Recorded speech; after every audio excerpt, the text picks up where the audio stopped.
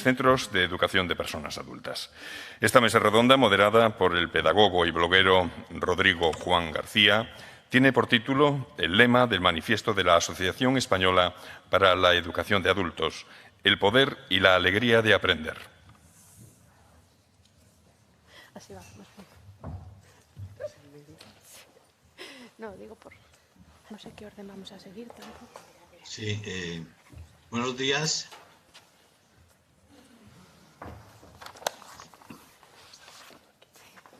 Así lo vemos bien. Disculpar que no esté presente con vosotros. Las circunstancias a veces impiden que los deseos se conviertan en un logro. Y bueno, pues añorar no compartir con vosotros físicamente estas jornadas.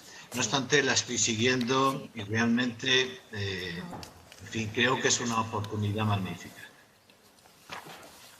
Vamos a ver, la mesa redonda de hoy tiene, digamos,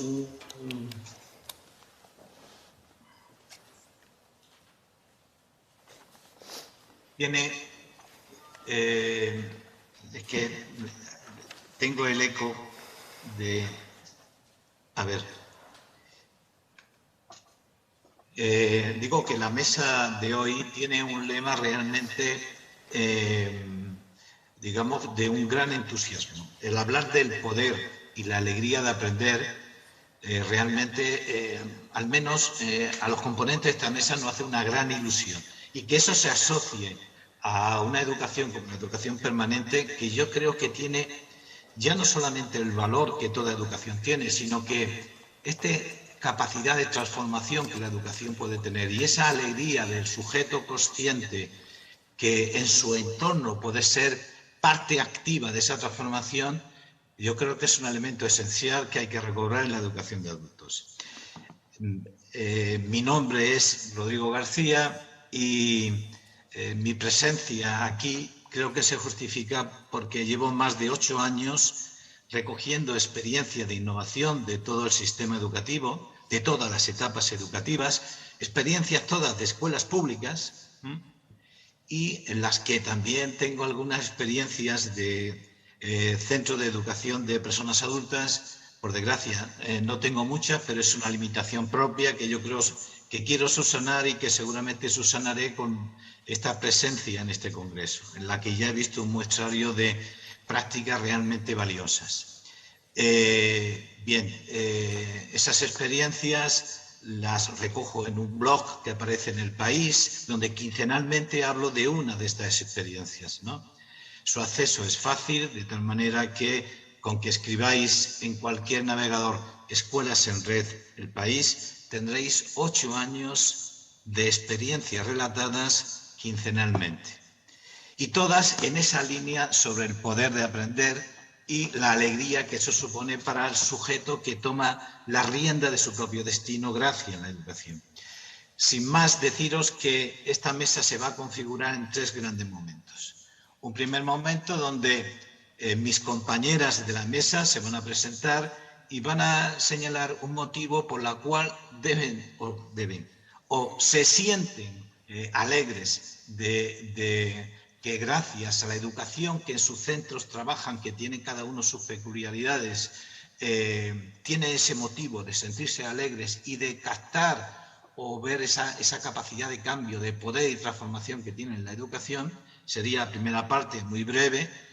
Luego habrá una segunda parte que es, digamos, lo esencial de la mesa, que es discutir una propuesta, una hipótesis de trabajo sobre qué es hacer que el aprendizaje de adultos sea un aprendizaje poderoso, con capacidad de transformación y portador de esa alegría interna y satisfacción por el cambio. Es, digamos, el meollo del debate. Y un tercer momento en el que mis compañeras de la mesa van a indicar cuáles son sus proyectos de continuidad para hacer que este poder y esta alegría de aprender siga siendo una constante en el trabajo de sus centros. Y sin más, doy la palabra a mis compañeras, que el orden es indiferente. Podemos empezar, si queréis, por Gemma y continuamos por Laura y seguimos por Azucena, si os parece. Gemma, cuando quieras. Muy bien, muchas gracias. Antes que nada, Juan, quería agradecer pues, el esfuerzo de FEAdultos por toda la tarea, como han dicho, y de estar aquí convidadas porque nos hace tremenda ilusión poder estar aquí. Dicho eso, bueno, yo vengo de un centro en Cataluña municipal. Eso tiene unas características. En Cataluña conviven dos sistemas, el sistema del departamento y el sistema municipal. Y por lo que yo conozco, sobre todo, porque tenemos una red muy importante que cuelga de la Diputación, yo estoy en la demarcación de Barcelona, de la Diputación de Barcelona, que se llama Xempa, que es la xarxa, la red de escuelas municipales de personas adultas. Y eso ya es una alegría por sí, porque hacemos muchos encuentros, nos formamos y continuamente estamos intercambiando ideas, lo cual nos hace crecer a todos los centros y nos hace poder compartir pues, pesares y alegrías entre todos. Pero ya centrándome más en lo micro, en mi centro, pues concretamente una de las alegrías es que estamos empezando a entender, cuesta, qué quiere decir realmente trabajar en red, ¿no? Que a veces confundimos el trabajar en red con el trabajar en equipo o cooperar, ¿no? Realmente el trabajar en red es cuando cada servicio tiene su posición, tiene su mirada, tiene su interpretación de la educación y puede aportar cosas. Claro, al ser municipal, nosotros tenemos, como somos de la misma empresa, línea directa con servicios sociales, línea directa con formación ocupacional, línea directa con un montón de servicios municipales, ¿no?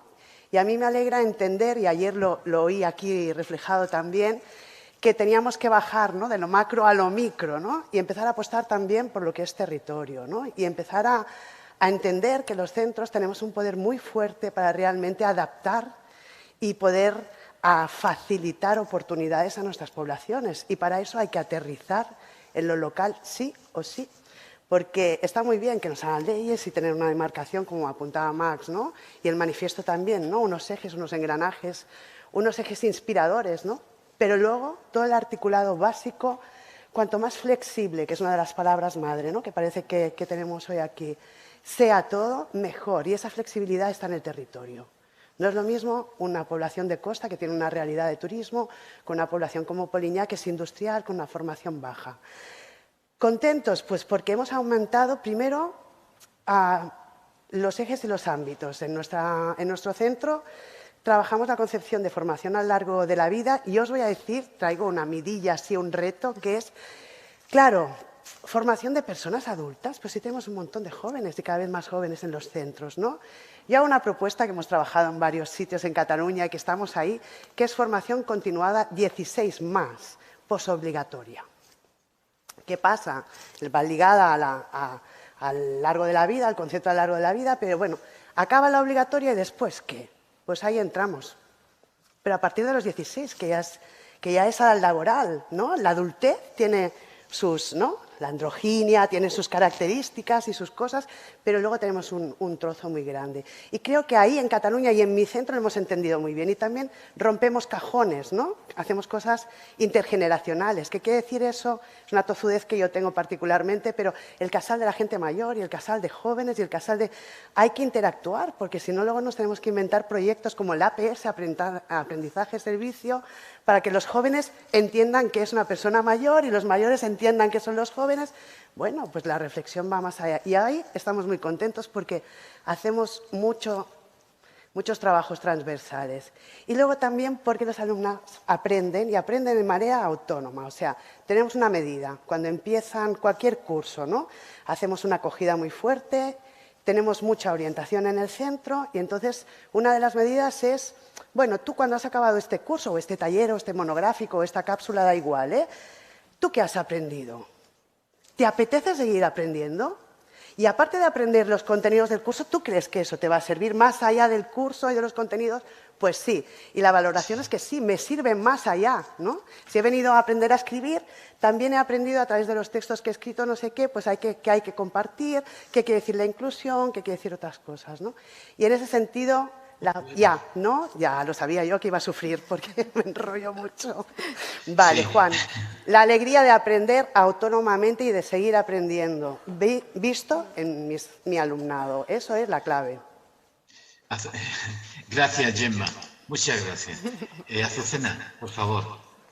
Yo vengo de un centro de formación de adultos, de formación de personas adultas de la Comunidad Valenciana, de la Consellería de Educación. Represento una comunidad educativa, que creo que es lo más importante. Realmente un centro es una comunidad y un centro es un entorno, un contexto y un montón de personas que están detrás y nos acompañan. Y la idea del poder y la alegría de aprender me sugería dos aspectos que vienen del manifiesto de la Asociación Europea de Educación de Adultos, que de ahí viene el título de la presentación que estamos haciendo, de la mesa redonda, que habla de poder como capacidad, como empoderamiento, como potencia. El poder de la educación de adultos es un poder que cambia comunidades y que cambia territorios y contextos. Y luego alegría, porque bueno, la alegría de estar aquí, yo agradezco también al CAFI y a todos los que estamos y a todos los que están conectados en red, porque la alegría es aquello que nos empuja, nos motiva y nos ayuda a estar. En nuestro centro tenemos un objetivo claro, que es generar un clima que haga que las personas cuando están allí sean felices. Y a mí me gustaría empezar ya con una experiencia que nos contó Dora, una alumna que tiene 87 años, que vino al centro porque Gemma hablaba de muchas comunidades, muchas generaciones, muchas personas de diferentes edades. Y el año pasado, a final de curso, nos trajo una torta a los profesores cuando ya se había acabado el curso, después de estar todo el año prohibiendo absolutamente comer nada en el centro. Las llevábamos a rajatabla porque sabemos que cualquier persona que viene a un centro de adultos lo que quiere es compartir. Esa es la alegría de compartir, la alegría de aprender juntos, la alegría de no hay profesores, no hay alumnos, hay personas que aprenden y experimentan juntas. Y nos trajo una torta y nos dijo, y vengo porque he estado todo el año, no hemos compartido nada y necesito contaros que mi experiencia aquí es la de soy una persona mayor que tiene 87 años y nunca pensé que mi vida sería tan feliz como viniendo a clase. Y esto es lo que hace que la felicidad sea el valor que compartimos y el poder y el empoderamiento y la potencia con la que podemos plantearnos desde la educación de adultos. O sea, en la Vall d'Uixó, que es el centro de donde vengo, el centro Jordi de Sant Jordi, tenemos este planteamiento y esta es la experiencia con la que yo quiero estar hoy aquí. Y bueno, pues un poco esa era la idea. Muchas gracias, Azucena. Gracias de verdad. Laura, cuando quieras. Bo día a todos, grazas ao CAFI por estar aquí ou permitirme estar aquí en representación das escolas de idiomas.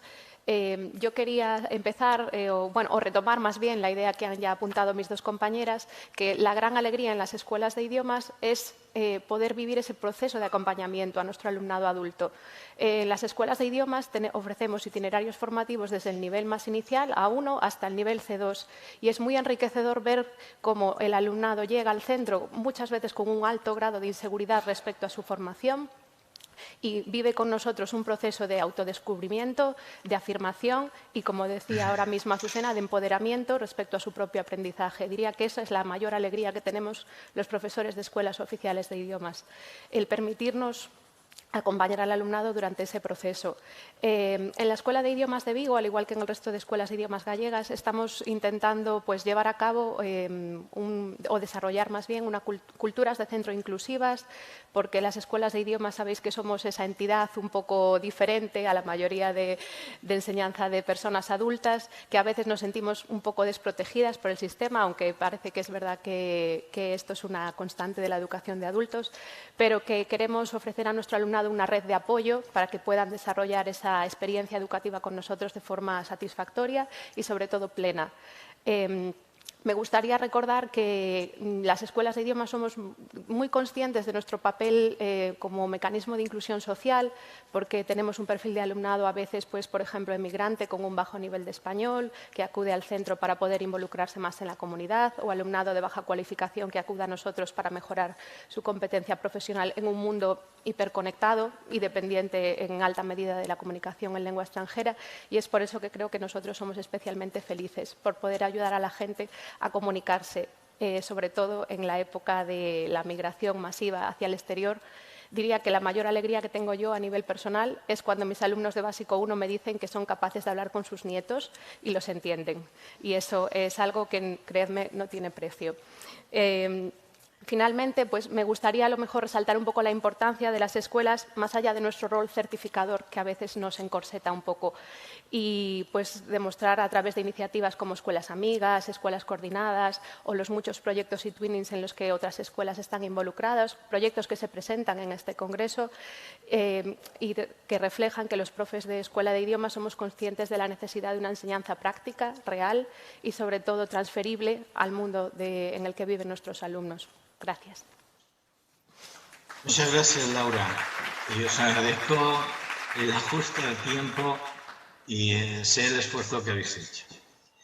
Bueno, pues partiendo ya, yo creo que estamos tocando con la punta de los dedos esa sensación del poder y la alegría de aprender. No hay nada mejor que contactar con los centros para disfrutar de ese sentido que la educación aporta a cada uno de nosotros, ¿no? Bien, entramos en una segunda parte en el que vamos a debatir sobre este constructo que forma parte de un gran manifiesto que creo que es totalmente acertado y que el planteamiento a través del manifiesto Malva que acaba de presentar los compañeros en la mesa anterior, creo que tiene una hilazón fantástica y se une de una manera muy precisa a la problemática que tenemos en nuestro país. Esta segunda parte yo voy a plantear una hipótesis de lo que eso podría significar, una idea que es la que utilizo cada vez que busco una buena innovación, una buena historia de innovación para relatarla. Y sobre esa, a continuación, mis compañeras discutirán, debatirán sobre esa propuesta, dirán que no sirve de nada o dirán que en alguna manera estamos de acuerdo. Y ahí está el sentido de la mesa, en ese debate. Bueno, pues brevemente lo planteo. El poder y la alegría de aprender. Lo que pasa es que realmente encontramos ese poder y alegría de aprender recogiendo hechos, memorizando determinadas secuencias, historias, volcándolas en un papel, poniéndolo en una prueba y obteniendo una certificación. Eso realmente es el sentido pleno del poder y la alegría de aprender. Es verdad que nos da una acreditación que nos permite seguir, pero hay una transformación de sujeto y de persona para esa ansia de seguir formándose y esa percepción de esa alegría de que ahora soy más poderoso.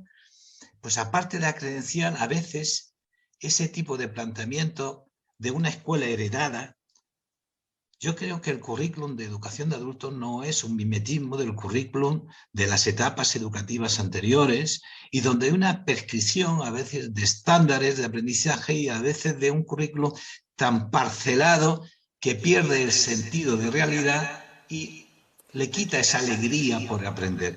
Por tanto, poder y alegría de aprender con ese currículum heredado, repito, tradicional, de personas aisladas, de profesionales aislados, alejados de su barrio, yo creo que ahí no hay demasiado. Seguramente si pensamos un poquito cuál es el sentido del aprendizaje que en educación de adultos podría tener para que nos hiciéramos con la rienda de ese poder y esa alegría de aprender, teníamos que pensar en otro tipo de aprendizajes. Sin olvidar que tenemos una tarea de certificación relevante, pero no somos una academia de preparación. Somos un centro educativo. Y si nos distingue con otro tipo de instituciones o estancias, es precisamente por esa vocación de rebeldía y de transformación, donde un certificado o una enseñanza reglada es un buen elemento para contribuir a que como sujetos, el aprendiz como sujeto tome rienda de su realidad y al mismo tiempo se comprometa en el entorno que le rodea. Los americanos, que son muy dados a hacer píldoras de competencias, habilidades, en algunas de estas cosas nos iluminan de alguna manera. Hay una comisión que se crea en el 2007 que analizan cuáles son los puestos de trabajo y hablan que además del dominio de idiomas, informática, ciencias y tal, hay todo un conjunto de habilidades que tienen que ver con saber entender la realidad, para comprenderla y transformarla, saber leer esa realidad, saber recoger información, saber ordenar información, saber aplicar mi conocimiento a los problemas con los que convivo, tener una capacidad de autorregulación importante y al mismo construir el conocimiento de una manera colectiva. Bien, yo creo que ya tenemos ahí una cierta referencia.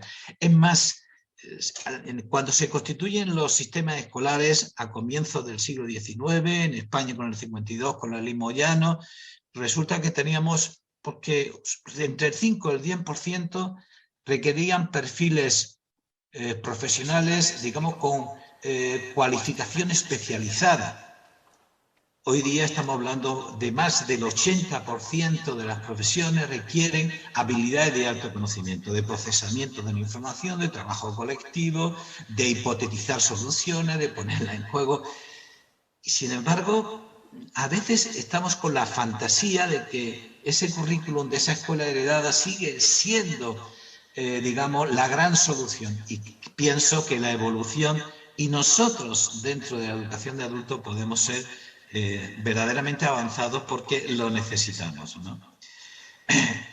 Hay hechos, circunstancias, cambio climático, la guerra que tenemos en las puertas de Europa, esa injusticia cotidiana, desigualdad, que son como, digamos, un potencial enorme para constituirlo en elementos de estudio y de aprendizaje, porque es la manera de luchar con ese sentimiento de incertidumbre, de inseguridad en la que nos movemos. Si buscamos certezas, nos vamos a dar cuenta que la certeza de hoy, pasado la pandemia, es otra nueva certeza.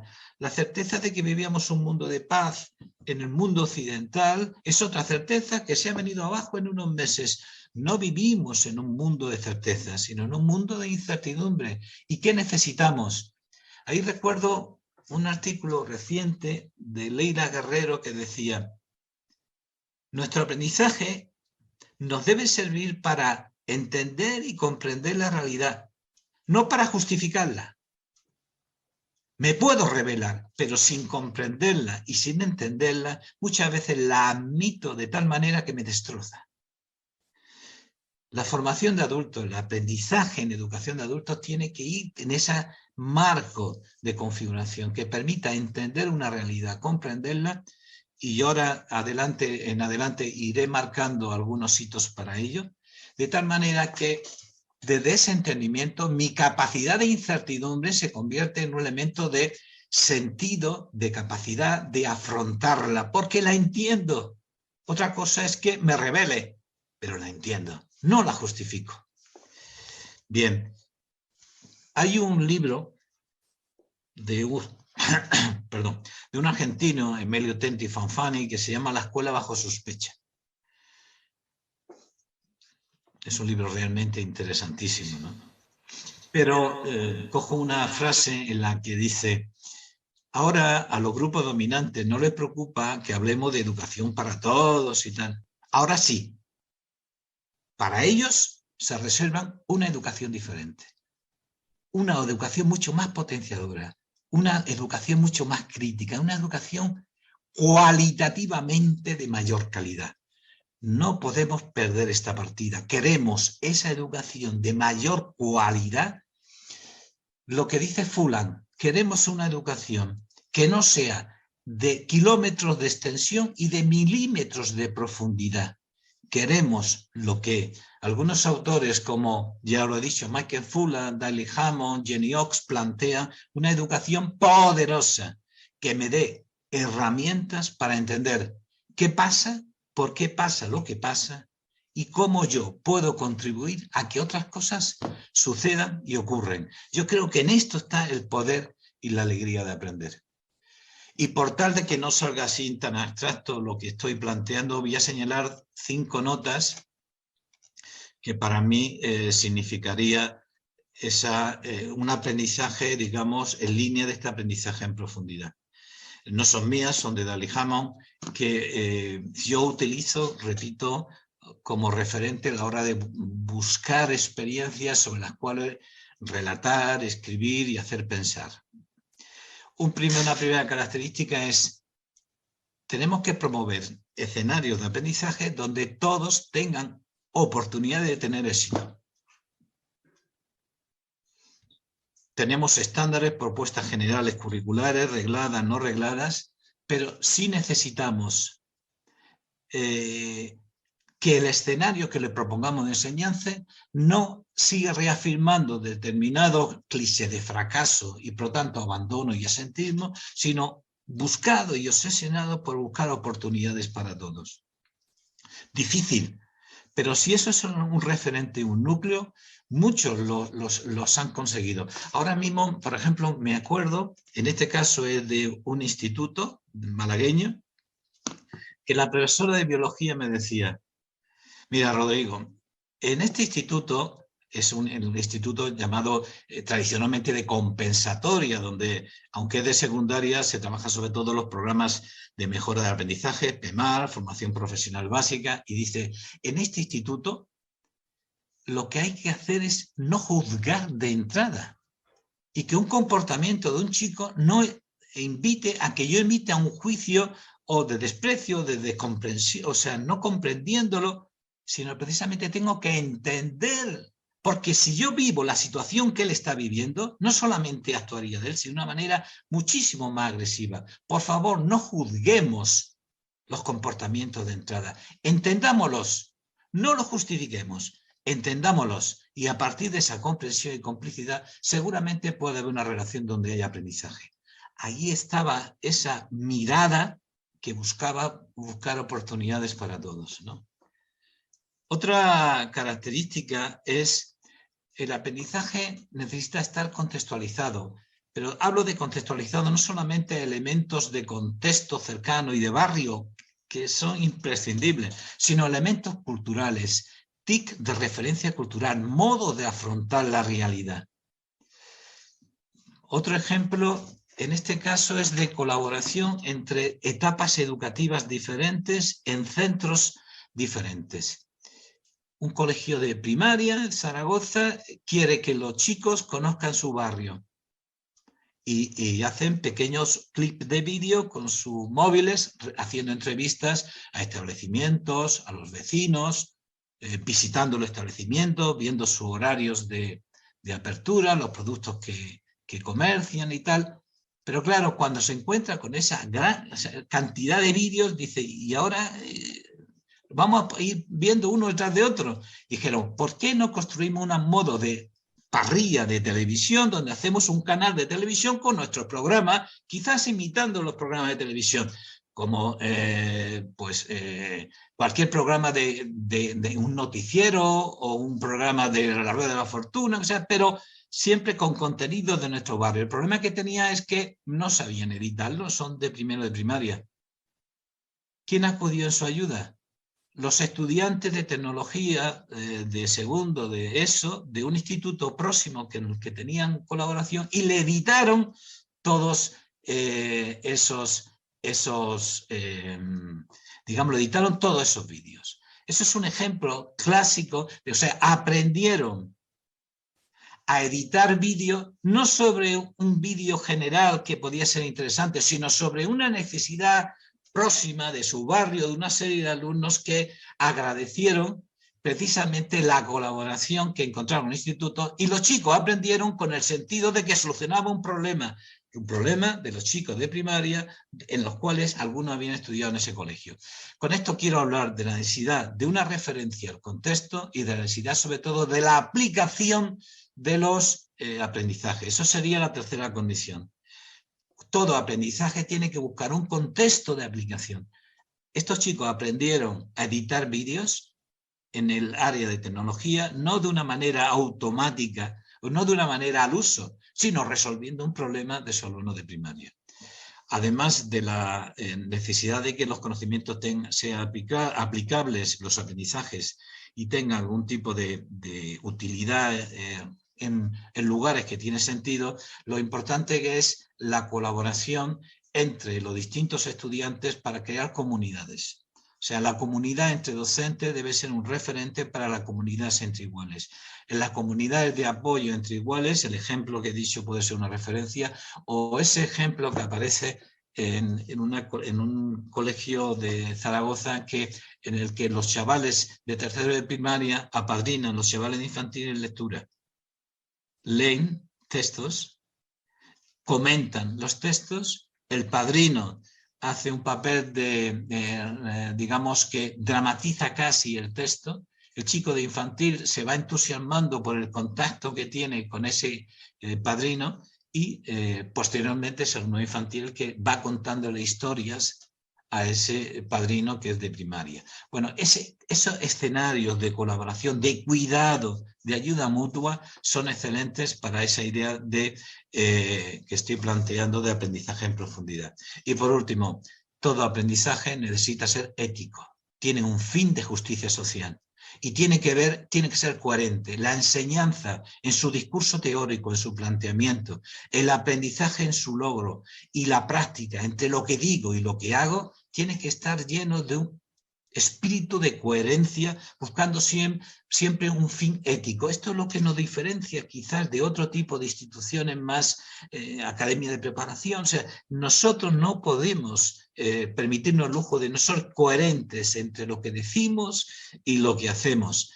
Entre las cosas que decimos, vivimos un mundo complejo, injusto, desigual, con una situación ecológica realmente preocupante y al mismo tiempo una sociedad que debe centrarse, en vez de que una vida para la riqueza económica, una economía al servicio del bienestar y de la vida.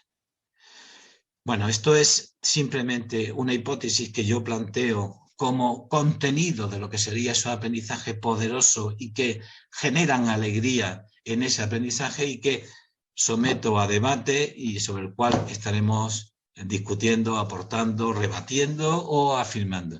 Así que cuando queráis y cualquiera queráis, Azucena, Gemma, Laura, quien queráis. Bueno, gracias, Juan. La verdad es que has hecho una radiografía y un barrido que nos va a tocar sintetizarte, ¿no? Porque ya has dado en todas las claves que... No, pero es verdad. Es decir que, bueno, yo si quieres, aprovechando eso, hablaría del reto de las brechas. ¿Qué nos diferencia, no? Las brechas, por ejemplo, la brecha de género, ¿no? Es una cosa importante porque a veces queda muy camuflada, muy oculta y no la tenemos, ¿no? Tenemos un montón de brechas ahí para absorber. Y yo para detectar las brechas, a mí me gusta pensar como en dos ejes principales. Uno es el de escándalo, sería un poquito como entre lo grotesco y lo sublime, ¿sabéis? Los dos conceptos filosóficos, pues ahí nos movemos nosotros para dar respuesta más allá del currículum, ¿no? Que no quiere decir que no se puedan hacer con el currículum estas respuestas que voy a decir. Una es, ¡qué barbaridad! O sea, que nosotros nos ponemos la radio, la televisión, leemos la prensa, ¿no? Tú como buen periodista, de golpe decimos, ¿pero cómo puede ser que esté pasando esto?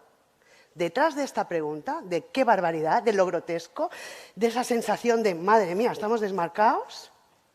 ¿Qué hay? Una falta de educación, una falta de escucha, una falta de competencia social, una falta de convivencia, una falta de respeto, una falta de interculturalidad, de valorar la diversidad como una cosa positiva, buena, que enriquece, que suma. Pues detrás de ese grotesco estamos nosotros, para trabajar ahí, dar respuesta a lo que sea. El aprender a pensar críticamente, el aprender a gestionar la rabia, el autocontrol, la inteligencia emocional, para no acabar dando palizas a quien nos parece distinto y peor que nosotros todas las fobias sociales, ahí somos responsables las escuelas de adultos. Se puede trabajar con cápsulas, sin cápsulas y también dando catalán, castellano, inglés, lo que sea, porque tú das una lectura, abres un debate y ahí estás haciendo pensamiento crítico. O sea que no es excusa, es transversal. Igual que el género, no es excusa. Igual que la homofobia, no es excusa. Hay que quitar, tú citabas, porque es muy conocedor de primaria, secundaria, todos los libros de texto con ilustraciones de la mamá cocinando y de tal, porque no hay papás, porque no hay dos papás, dos mamás.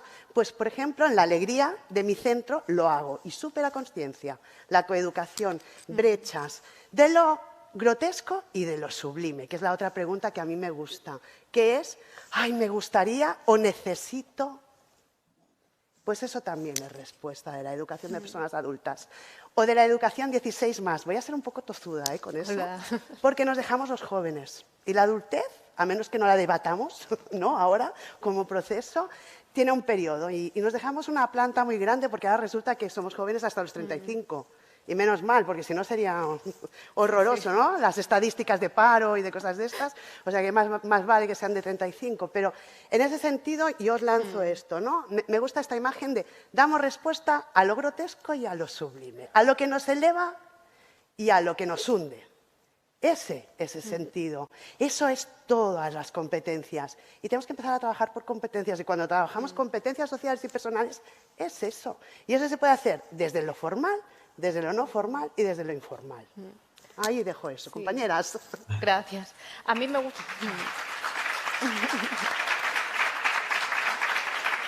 La verdad que sí.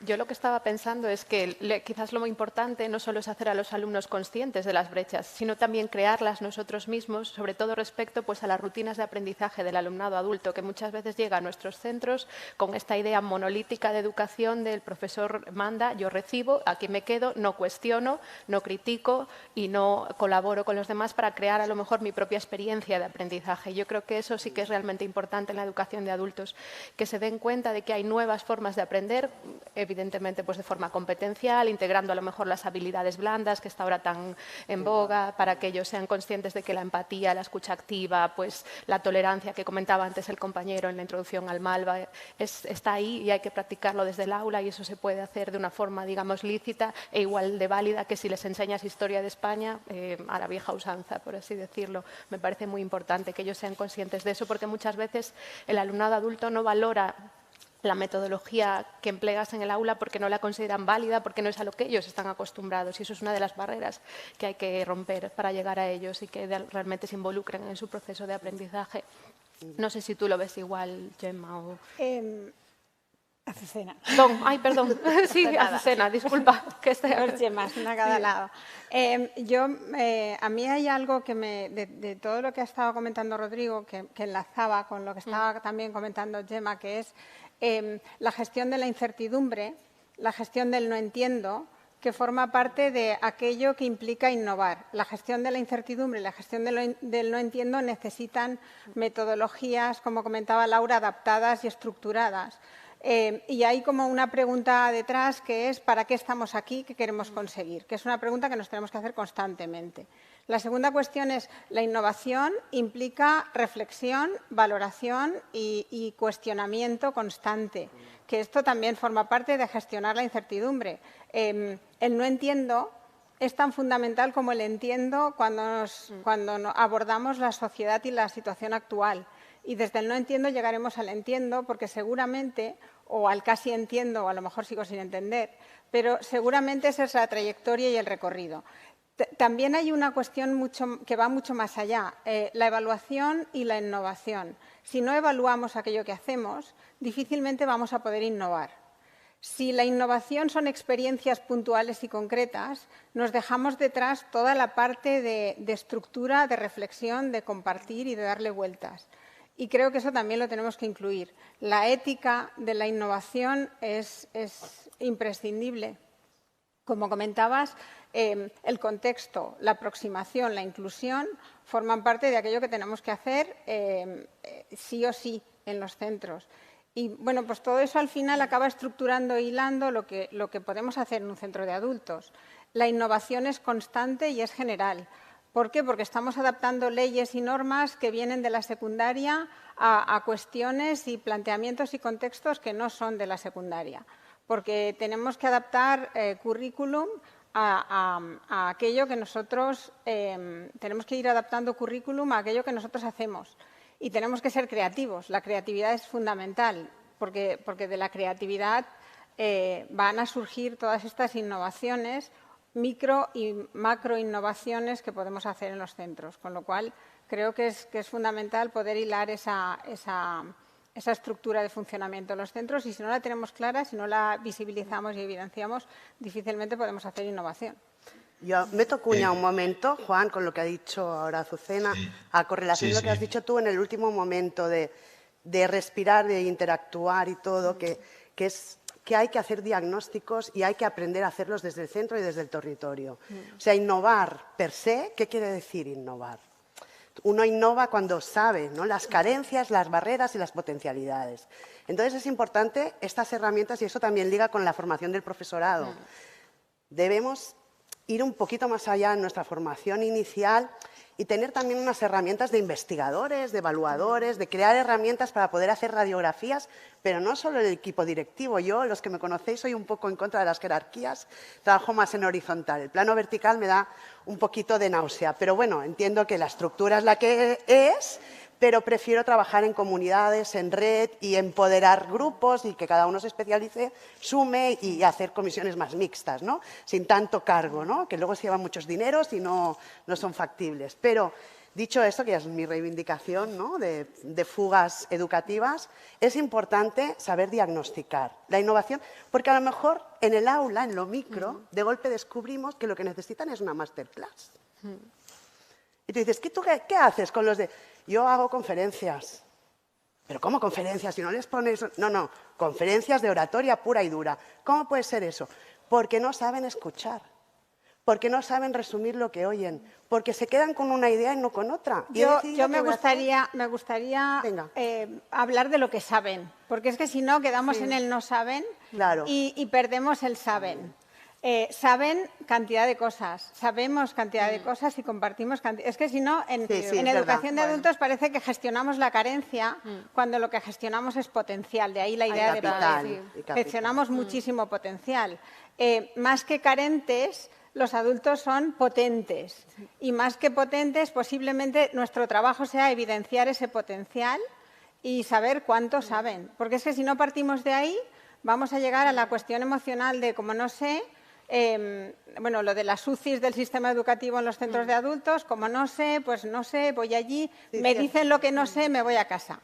Y a veces se trata de, vamos a ver cuánto sabes y a partir de ahí sabremos más. Sí, es cierto, el diagnóstico, nosotros cuando lo hacemos no es solo de carencia, sino también de potencial. Trabajamos mucho con el capital cultural del alumnado, claro. Es importante. El desafío quizás sea integrar cómo evaluamos los profesores todos los aprendizajes no formales e informales que tiene el alumnado y cómo lo transmitimos y lo traducimos en esa evaluación formal. Y cómo lo conseguimos hacer con un mundo que funciona de una manera y un sistema que es muy escolar. Hasta los docentes somos absolutamente escolares. Somos muy docentes y perdemos de vista que hay que ser adultos primero y luego escolares. ¿Me permitís que digamos, incida en dos cositas que habéis planteado que yo creo que son claves? Y es, ¿podemos hablar de innovación si no propone un fin ético de mejora de la condición de la persona y de las personas que conforman una comunidad, una realidad? ¿Podemos hablar de innovación a cualquier modo de hacer mejor algo, indistintamente si ese algo es éticamente bueno? ¿Eso es innovación educativa? ¿O es innovación técnica, innovación productiva? Pero innovación educativa es cualquier cambio que se hace en el aula, indistintamente de lo que consigue como producto, como resultado. Uno. Dos. ¿Se puede incorporar el compromiso social y ético en el currículum ordinario, en las materias habituales? Rápidamente, una profesora de un instituto de lengua no consigue que sus chicos se incorporen en el aprendizaje de la gramática en lengua, sobre todo del sentido de la información. Y saben que como jóvenes, su cultura juvenil está muy alimentada en las redes sociales, la información la recogen de ahí. Y no se le ocurre ni más ni menos que utilizar todos sus conocimientos de lengua para analizar las informaciones que recogen en redes sociales y en medios de comunicación, sobre todo en redes sociales, utilizar un esquema para ver qué de tendenciosa tiene, qué titulaciones, qué títulos le llevan a una información totalmente falseada, qué imágenes son realmente equívocas y cómo a partir de eso luego aprenden a no solamente distinguir lo que es información falsa, fake news, sino que al mismo tiempo empiezan a emitir mensajes en redes sociales correctamente, no solamente gramaticalmente, sino comunicativamente acertada. El interés, en este caso, se hace enorme porque conecta con una cultura básica que es la cultura juvenil. Bueno, la idea es, podemos hablar de innovación indistintamente del cinético, ¿no? Y segundo, tenemos que aprovechar los currículums habituales para incorporar un aprendizaje en profundidad con mayor sentido. Si me dejáis. La innovación yo creo que es una manera de hacer. Innovar no es me voy allí al rincón, innovo y luego sigo haciendo lo mismo, sino es una manera de hacer y de estar. La innovación no puede funcionar si no es para mejorar todos. Y muchas veces en los centros educativos tendemos a la competitividad y menos a la generación de climas de grupo, al trabajo y a la colaboración. Entonces, si en educación de adultos tenemos una oportunidad, es el generar colaboración, innovación en la colaboración. Yo creo que ya se está haciendo, pero la colaboración no tiene que ser solamente dentro del aula, sino que tiene que ser la colaboración docente, el trabajo en equipo de los docentes, el centro trabajando en equipo con la comunidad y que la mejora, o por lo menos la percibamos como mejora de todos, porque si no es complicado. Sí, no es innovar a cualquier precio o por introducir una herramienta específica, sino crear una cultura de centro en la que se colabore a todos los niveles y en todos los segmentos de la comunidad educativa. El profesorado en el aula, entre ellos, entre departamentos, incluso el alumnado. Muchas de las experiencias más enriquecedoras para el alumnado son cuando colaboran con alumnos de otros grupos, incluso de otras lenguas en nuestro caso.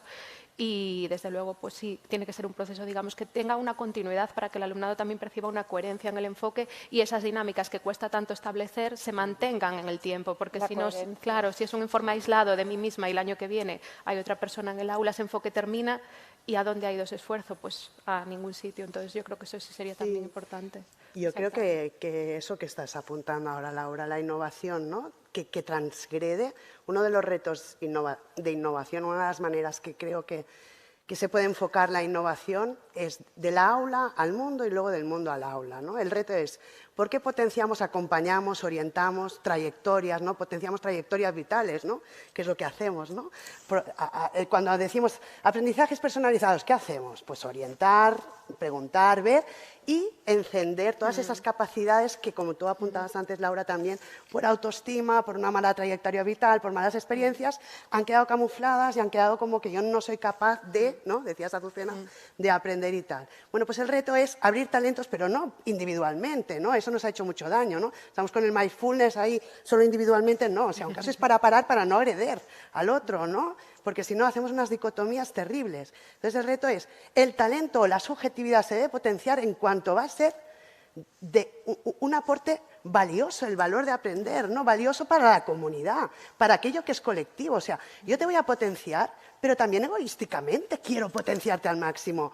Porque si yo quiero ir a llevar, yo qué sé, mi coche al taller de mecánico, pues me encantará que me aparezca un mecánico pues que me trate amablemente, que me conteste, que me pueda debatir la factura, que podamos charlar de cualquier cosa, ¿no? Que comentemos, ¿no?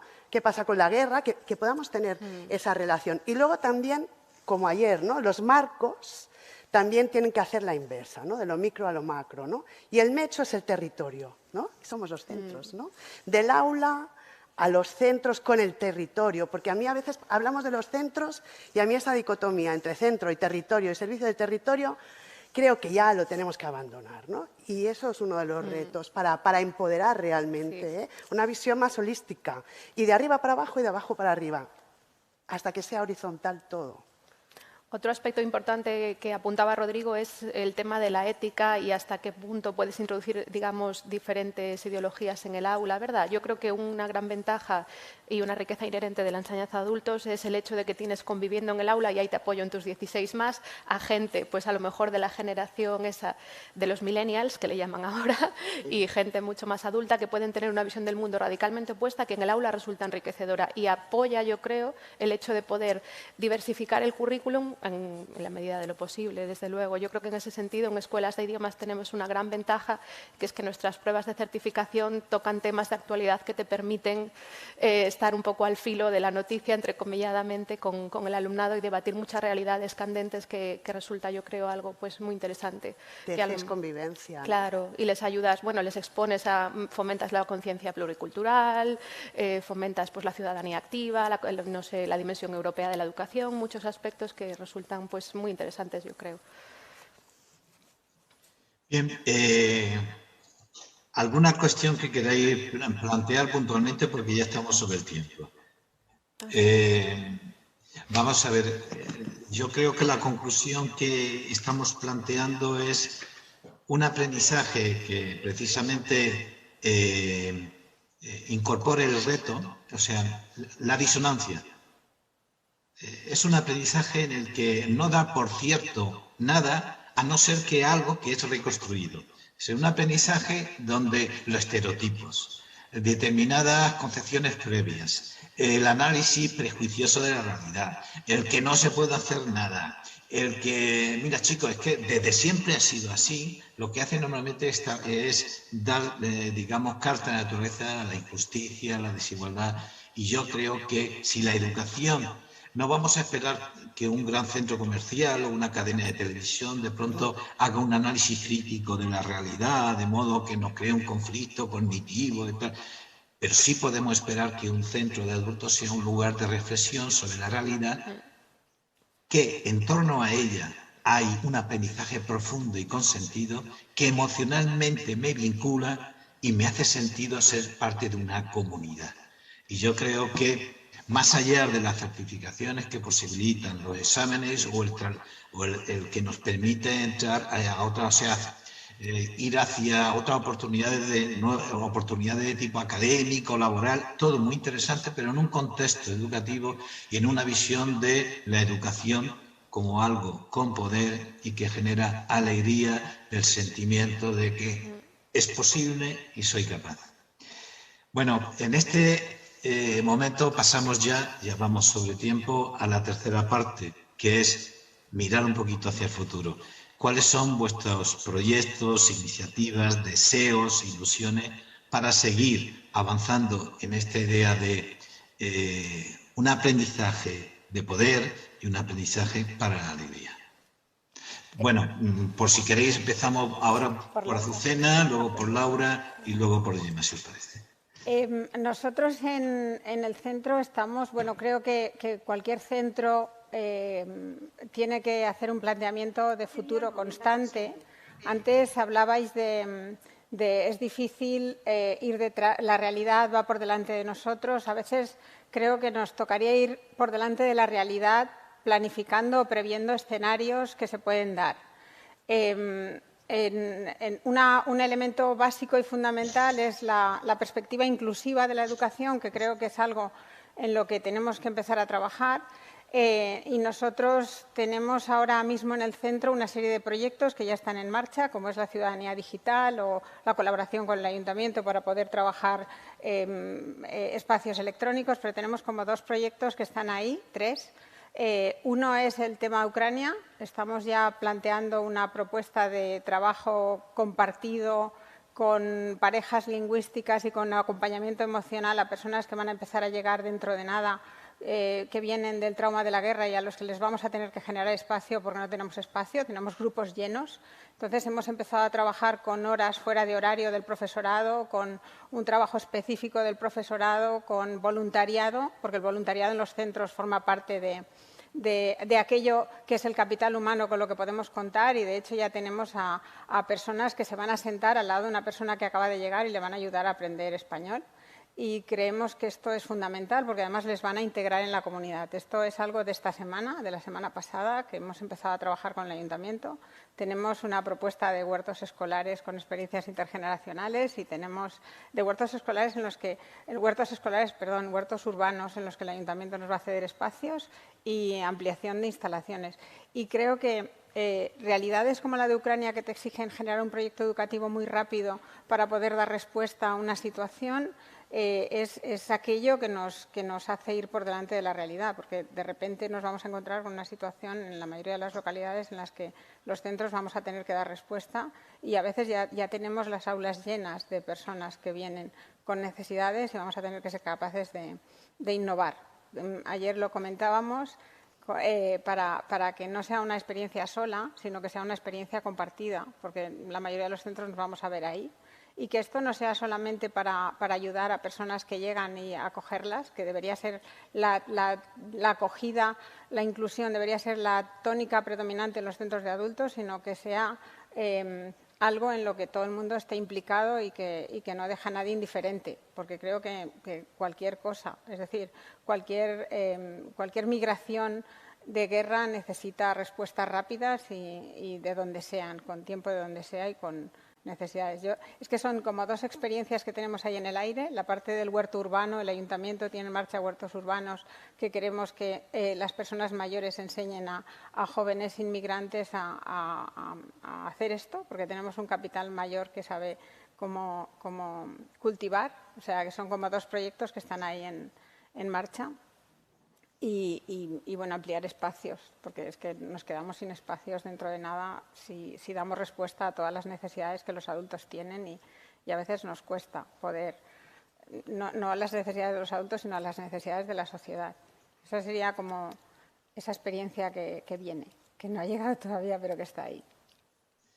Laura, cuando quieras. En nuestro caso, en la Escuela de Idiomas ahora mismo estamos trabajando en torno a varios ejes para mirar hacia adelante, como bien decías. Uno de ellos es la digitalización y la enseñanza semipresencial, que como va a ser objeto de otro taller en este congreso, pues no me voy a meter mucho en ella, pero desde luego está pensada para responder a una diversidad de perfiles del alumnado que no tienen a lo mejor tanto margen de tiempo para venir al centro 2 días a la semana y prefieren una opción más flexible que les permite trabajar desde casa de una forma autónoma. Entonces, ese es uno de los retos, implantarlo en más niveles y lenguas y conseguir que el alumnado se acostumbre a ese esquema que a veces, por lo que hablábamos antes de los modos de aprender y las conceptualizaciones sobre la enseñanza, cuesta un poquito superar. También estamos trabajando de cara a la inclusión, como comentaba Azucena también. Cerramos el año pasado un proyecto de motivación de alumnado adulto muy enriquecedor en colaboración con Polonia y con Italia, con entidades de Polonia e Italia, que nos ayudó a entender bastante cómo funciona la motivación en alumnado adulto, específicamente en este caso de 40+, o sea que no estaba muy centrado en todo el segmento de edad que tenemos, pero sí en los mayores por su historia académica. Y estamos trabajando con bibliotecas solidarias para voluntariado, explorando colaboración con entidades como Down Vigo, que es, como os imaginaréis, una asociación que trabaja con personas afectadas de síndrome de Down, que colaboran con nosotros. Y nuestro gran proyecto de cara al futuro es seguir fomentando el uso de la radio comunitaria en el centro. Intentamos ir un paso más allá de la radio escolar, que todos conocéis, para darle voz a los diferentes agentes de la comunidad. Y tenemos un proyecto europeo en el que ahora mismo nuestros compañeros están formando en diversas radios comunitarias de Europa, con la idea del año que viene echar a funcionar eso en Vigo. O sea que, eso es un gran plan de futuro. Además de eso, pretendemos incorporar movilidades de personal no docente a nuestros proyectos Erasmus, porque hemos detectado una necesidad de formación de nuestros compañeros de Administración y Servicio en lenguas. Ya os imaginaréis que por lo que comentábamos antes del perfil de alumnado, a veces viene gente que no habla español al centro y los compañeros necesitan tener esa formación. Y finalmente, a nivel de centro quizás no sea muy innovador, pero sí necesario, sobre todo viendo las conclusiones a las que hemos llegado hoy aquí. Estamos inmersos en un proceso de revisión programática de las programaciones de centro para incorporar pues, nuevas dimensiones como las habilidades blandas, la brecha de género y demás de una forma más uniforme, para que el alumnado que haga diferentes lenguas en la escuela pues, perciba que eso que es una prioridad del centro y no exclusivamente pues, de una lengua en concreto o de un nivel específico. Y quizás eso sea lo más interesante que estamos haciendo ahora mismo. Tenemos otras colaboraciones a través de las cuales pues, el ayuntamiento manda alumnos fuera, pero bueno, no son tan innovadoras. Entonces las dejo un poquito de lado y te cedo la palabra a Gemma para que nos hables de vosotros. Gemma, sí. Sí, seré breve, porque nosotros estamos haciendo como un proceso de reset, hemos hecho un parón para analizar qué ha pasado desde la pandemia, cómo se está llevando a cabo. O sea que tenemos todas las puertas abiertas. En estos momentos hemos sacado toda la ropa del armario y estamos ahí ordenando. Lo que sí que puedo decir es que bueno, hay retos que son evidentes, que es el de la competencia digital, el de la gestión emocional, que es salud mental, ¿no? El abordar la inclusión también para colectivos que no están, porque a veces hablamos de la inclusión y a ver cuántos de aquí tenéis en los centros, pues yo no sé, la preparación para que vengan a hacer informática con una silla de ruedas o con los teclados con Braille o gente con problemas, ¿no? de sordera que realmente puedan ser atendidos. Quiero decir que la inclusión habla de muchas cosas, ¿no? Gente con síndrome de Down, ¿no? Como decías, Laura, ¿no? Con una serie de carencias en habilidades que también son de 16 más y que también pueden estar en nuestros centros y que si primaria y secundaria está haciendo la inclusión, nosotros también debemos hacerlo, ¿no? El reto de trabajar por competencias y por todo, formarnos. Y sí que estamos trabajando mucho, cosa que estamos muy contentos con Diputación, porque yo estoy muy conectada con Diputación y con la autónoma, todo lo que es formación del profesorado. O sea, el debate sobre competencias docentes, insistimos mucho en que los docentes y las municipales lo tenemos clarísimo, debemos ser como investigadores, debemos ser intelectuales también y darle la vuelta a todo para poder realmente entender al alumno, entender el contexto, entender los recursos que tenemos y los que no tenemos para llevar a cabo, retos estratégicos, ¿no? Que nosotros, como somos municipales, los retos nos vienen del gobierno, ¿no? Entonces, ¿cómo establecerlo? Somos como una conexión, ¿no? Entre las personas del aula, la población de a pie, ¿no? Los ciudadanos y ciudadanas y las líneas estrategias del político, ¿no? Y ahí estamos nosotros gestionando todo esto y haciéndolo. O sea, que estamos patas para arriba, pero muy contentos, y sí nos basamos en lo que es la detección de necesidades formativas, que eso es clave. O sea, nosotros hacemos cada año un mapeo. Nuestro centro no tiene preconcebido un plan anual nunca, y eso estamos muy contentos de ello, porque lo que se hace es pasar un cuestionario a toda la población de todos los servicios, y de ahí puede ser que, como este año, ¿no? Siempre hemos hecho pruebas de acceso a grado medio y este año no, porque la población requería otras cosas y necesitaba de otras cosas. Y eso nos permite hacer una cosa que es otro reto que tenemos, que ya estamos trabajando de hace años y ahondarlo, que es que haya una mixtura real entre perfiles muy vulnerables y perfiles cualificados. Y en eso estamos, en la Semana Cultural, con distintas fiestas que hacemos más transversales, que salga la persona refugiada que acaba de llegar con patera o con cayuco, ¿no? Que tenemos muchísimos en la población donde yo trabajo y tal, y se tope con los que están haciendo pues ¿no? perfeccionamiento en inglés avanzado, ¿no? Que son gente formada y que con un nivel educativo formado. Y eso nos alegra mucho porque al hacer la detección de necesidad, pues hacer un barrido, aprovechamos ya para dificultades, o sea que les preguntamos si tienen conexión en Internet, si prefieren trabajar híbridamente o presencialmente, si viven solos, si no viven solos, porque ahí eso es una información potencial para servicios sociales, para el CAP de salud mental, para poder pedir o avanzarnos a herramientas digitales si nos vuelven a encerrar y a tener detectadas las personas que van a necesitar una conexión o que tienen todo, pero conviven con un abuelo, 3 perros y 2 bebés. Y ahí, no, aunque lo tengan todo, sepan y tal, no va a poder concentrarse en su casa. Por lo tanto, va a tener que tener un espacio adyacente para poder formarse. Se me ocurre lo de gestionar la incertidumbre y gestionar la vulnerabilidad. Bueno, lo que hacemos es Creo detectar que es un las reto barreras. de gestionar esa vulnerabilidad para dar respuesta a todas esas vulnerabilidades sociales en las que la educación de adultos al final acaba interviniendo.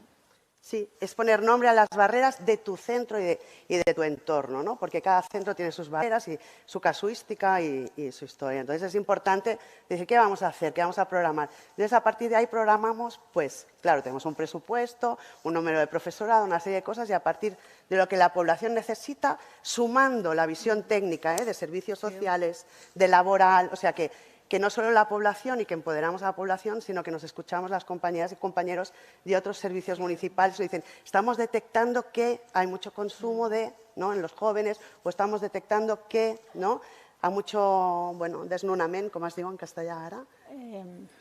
Desahucios, perdón, lapsus lingüe. Bueno, pues muchos desahucios, ¿no? Vamos a ver qué pasa.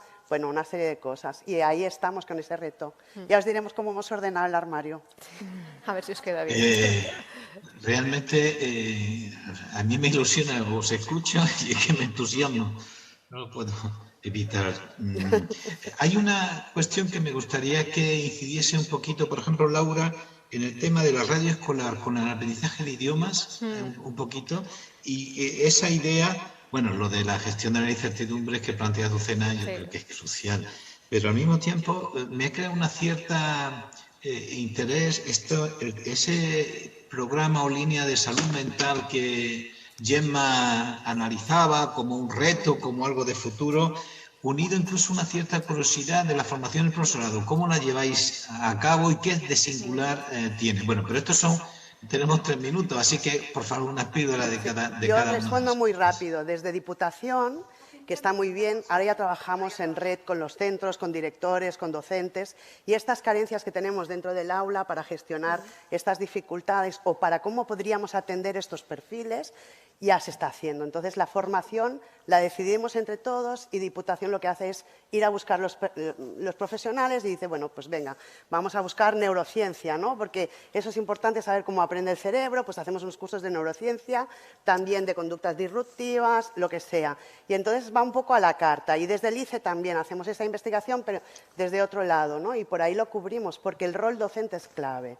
El rol docente de atención, de acogida, de orientación, ¿no? De acompañamiento, de personalización de aprendizaje es clave para que el centro funcione. O sea, es más, el equipo pedagógico, lo siento, Azucena y chicas, que la dirección. Porque si el claustro funciona y funciona enramado y bien, funciona el aula, ¿no? Lo micro funciona. Sí, Laura. Hablando de personalizar el aprendizaje, nosotros pensamos y estamos viendo que la radio escolar es una herramienta perfecta para eso porque involucras al alumnado en el diseño del programa, de la tarea o del producto que quieran crear y sobre todo te das cuenta de que hay muchas más conexiones entre el alumnado de las que tú pensabas porque alumnado de inglés se anima a hacer cosas en muchas otras lenguas como portugués o alemán o incluso, bueno, en la escuela tenemos chino y japonés y como están bastante interconectados, a veces pues hacen cosas juntos y realmente resulta enriquecedor no solo por el aprendizaje lingüístico y la exposición al idioma, sino por la perspectiva cultural que aporta, porque gente desde diferentes puntos de vista tratando el mismo tema ven como hay muchas diferentes dinámicas que pueden aplicarse y además, como os comentaba, hemos visto que la radio escolar es una forma de dar voz no solo a nuestra escuela, sino a nuestra comunidad más inmediata. Hemos invitado pues, a la Asociación de Vecinos del Calvario, que es la zona donde está la escuela en Vigo, a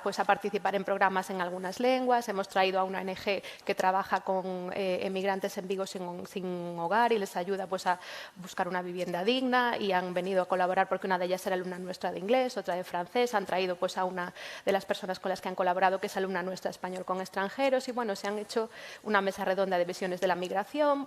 Vamos, que vas como sacando cosas, tirando del hilo a través de la radio comunitaria y ves que se puedes involucrar a muchos agentes de la comunidad educativa en el centro y luego realmente pues la gente escucha los podcasts, porque por ahora no somos radio 100%, solo hacemos podcast, no vamos a mentir.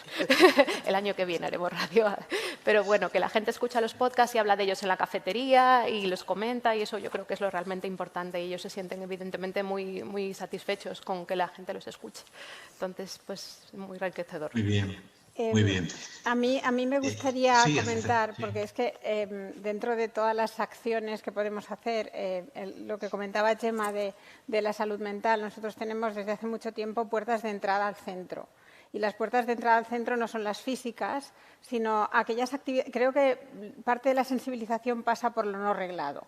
porque lo reglado de entrada asusta y uno se tiene que convencer de que es capaz. Entonces, tenemos desde hace tiempo talleres de relajación, de mindfulness, en los que participan ahora mismo cerca de 100 personas, estamos hablando de mucha gente, y hemos detectado que la salud mental es una cosa necesaria de entrada y de salida, con lo cual tenemos personas que ya están participando en cosas que vienen a los talleres y personas que vienen a los talleres que acaban participando en otras cosas, con lo cual creo que parte de la oferta formativa son puertas de entrada y que la salud mental ahora mismo es uno de los problemas fundamentales en el entorno en el que estamos. No sabemos hacia dónde evolucionará, pero seguramente la realidad o el contexto nos va a llevar a más. Pero vamos, que quería simplemente compartir eso porque entiendo que parte de la sensibilización está en un buen diseño y nosotros en el currículum en Comunidad Valenciana tenemos la suerte de poder hacer un montón de cosas dentro de la oferta formativa y la oferta formativa se ha convertido en un elemento de persuasión social.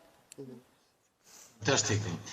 Pensar también que los datos que nos planteaba Eurídice precisamente era que aquellos población que más necesitaba de formación resulta que no acudía a actividades o a los centros de formación de adultos o a otros centros de formación, ¿no? Sí, a la oferta no formal, de hecho, sí acuden. Las puertas de entrada, ¿no? Sí, pero siempre, como veis, con una visión superadora de la respuesta inmediata, ¿no? Sino que al mismo tiempo es iniciar un camino de formación y desarrollo personal que se le abre con su presencia, digamos, en un centro de formación de adultos. Perdona, bueno, Juan. Ya no nos queda... Sí. Sí, no, lo que decía ella de las puertas, que cuando tú trabajas con el territorio y haces que el centro sea permeable y el territorio permeable, esos datos de Eurídice bajan.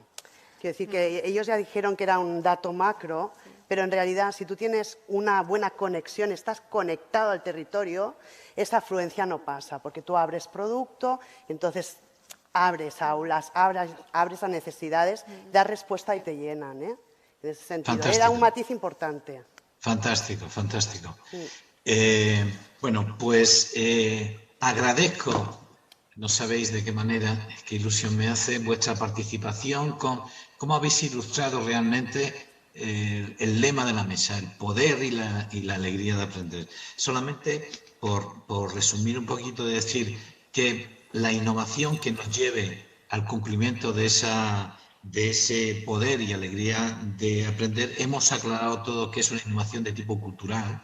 Se construye culturalmente una nueva realidad escolar inserta en su contexto, que al mismo tiempo el elemento en red es sustancial, de tal manera que nos salvamos todos y no me salvo yo, que al mismo tiempo puede tener connotaciones y debe tener connotaciones con el currículum reglado, de tal manera que haya ese salto y que esa colaboración entre lo reglado, no reglado, formal, informal, eso es algo más, digamos, a veces administrativo, pero no tiene por qué ser real del todo en los centros, como al mismo tiempo la innovación tiene que cerrar brechas por alguna manera, cerrarlas, entenderlas y abrir sobre todo otra nueva brecha ante determinados prejuicios o ideas previas ya muy construidas, ¿no?